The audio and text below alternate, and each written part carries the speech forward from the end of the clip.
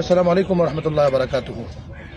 আজকে 8ই এপ্রিল 2025 আমরা অবস্থান করছি পবিত্র বাইতুল মুকাদ্দাসের অভ্যন্তরে। আমার পেছনে কুব্বাতুস সাখরা এবং আমার সামনে রয়েছে বাইতুল মুকাদ্দাস আল আকসা মসজিদ।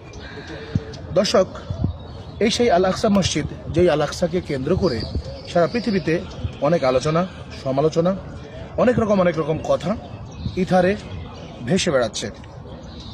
অনেকেই বলছেন যে এই আল আকসা মসজিদ তথা কুব্বাতুস সাখরা বা Dome of the Rock, golden dome যেটাই বলতে কেন, এটাকে ভেঙে ফেলা হয়েছে কিংবা এটিকে শেষ করে দেওয়া হয়েছে। অনেকেই অনেক রকম রিউমার ছড়াচ্ছেন। আসলে এখানে রিউমারের কোনো জায়গা নেই। আমরা এখানে যেটি সচক্ষে দেখলাম, আলহামদুলিল্লাহ, জেরুজালেমে এই মসজিদ অক্ষত রয়েছে এবং ভালো রয়েছে।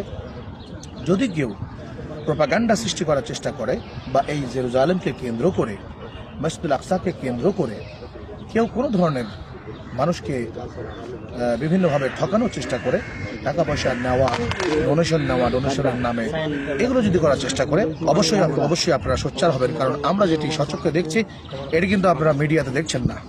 আমরা যা দেখছি এটাই সত্য এবং আমরা যেই সংবাদ আপনাদের কাছে পৌঁছে দিচ্ছি এটি সত্য। তবে হ্যাঁ, ফিলিস্তিনের জমিনের অন্য আরেকটি অংশে মুসলমানরা নির্যাতিত হচ্ছে সত্য। সেই জায়গাটিতে আমরা হয়তো যেতে পারবো না অনেক সমস্যার কারণে। আমরা দোয়া করবো আল্লাহ রাব্বুল আলামিন যেন তাদেরকে এই অত্যাচার, অন্যায়, জুলুমের হাত থেকে মুক্তি দেন এবং এই ফিলিস্তিনবাসীকে মুক্ত করেন। আমিন।